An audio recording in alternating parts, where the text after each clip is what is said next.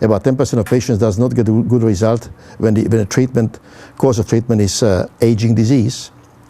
Because if you don't examine this patient, and many of them were examined in a sloppy manner, and determine that this patient really has a problem somewhere in the body, and don't deal with it, then the patient is not going to get a good result.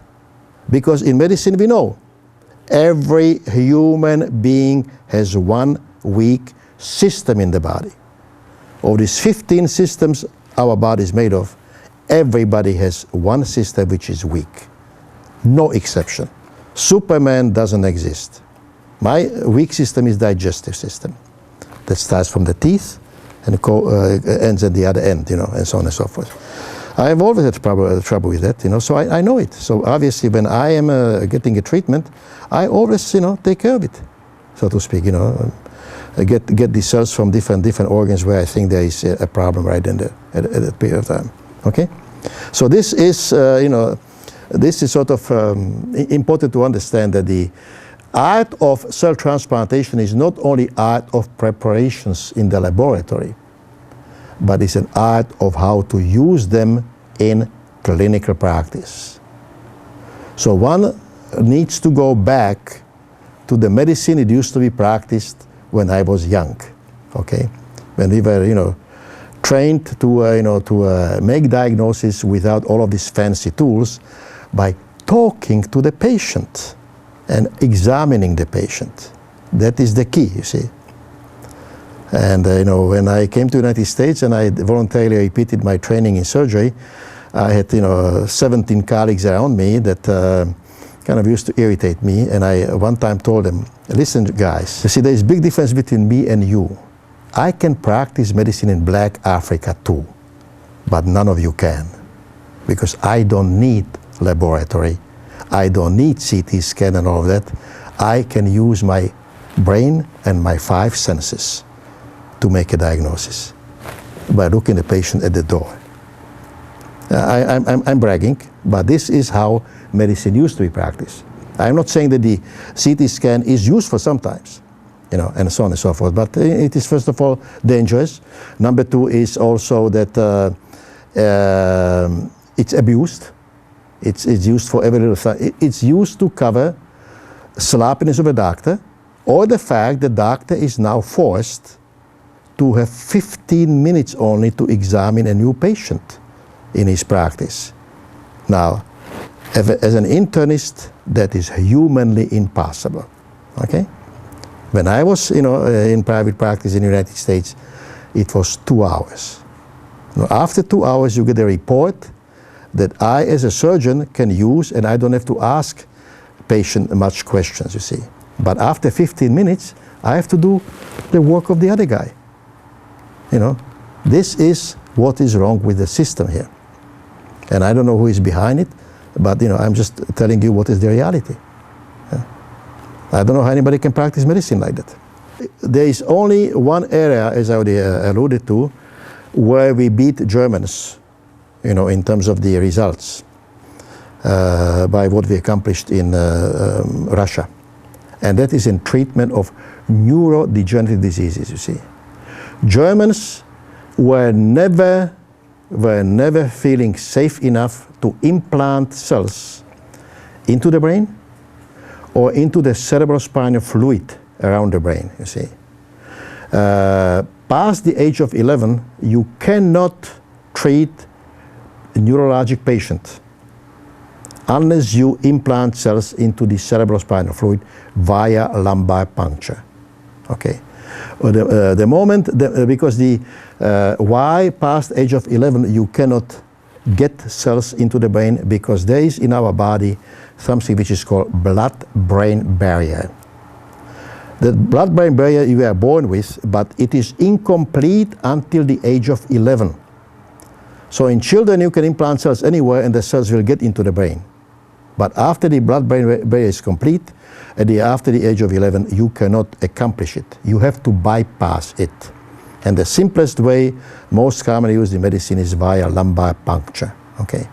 Once you get cells into the system, it's about 750 cc of fluid, which is very active, is totally exchanged every 24 hours, and is circulating around the brain, inside of the brain, and the spinal cord all the time. Yeah.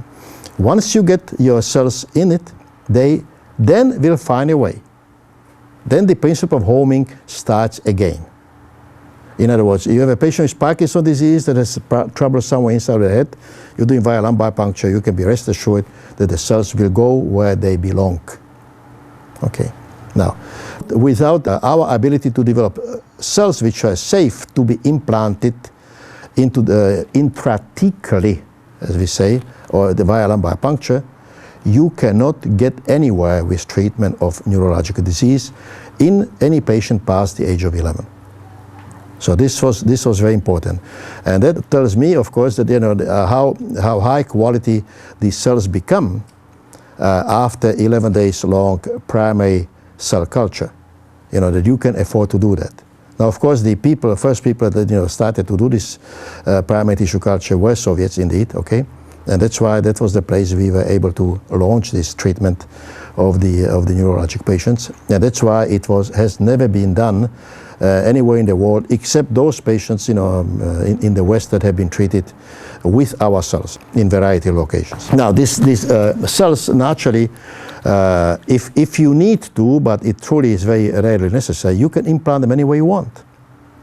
For example, as I mentioned to you, in patients after heart attack in France, they were implanting them by catheterization, into the coronary arteries, and going into that branch of coronary artery which was actually blocked.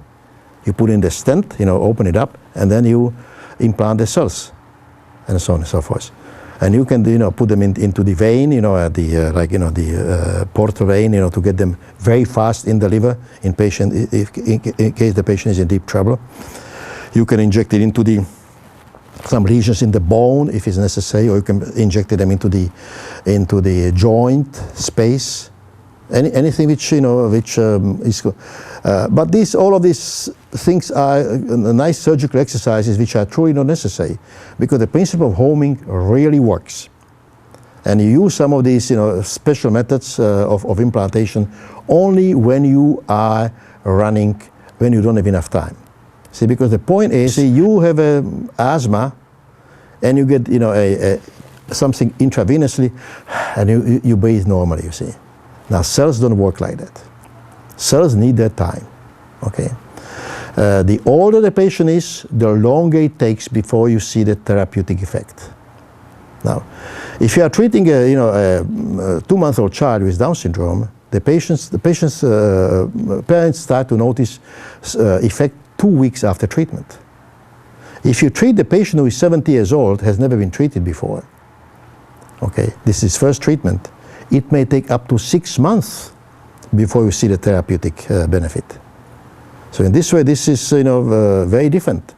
But at the same time, the combination, what you see from cell therapy is something which, regardless, you can give patient 25 different medications. It's not going to be the same as you can accomplish by one stem cell transplantation, which may last, shall we say, the whole treatment may last 15 minutes, and then you have to wait, but the effect will be there.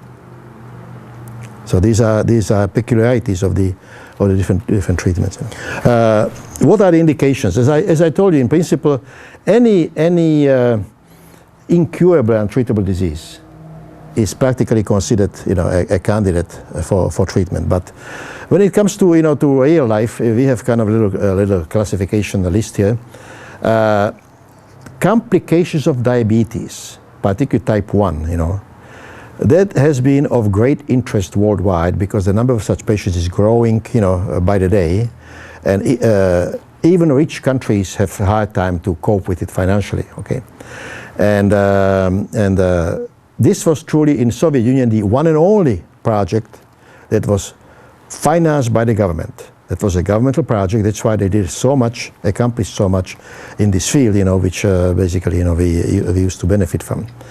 When you have a patient with retinopathy, okay, If the patient is diagnosed with retinopathy, he should receive treatment immediately, because you cannot cure retinopathy. You cannot reverse the condition back to normal necessarily.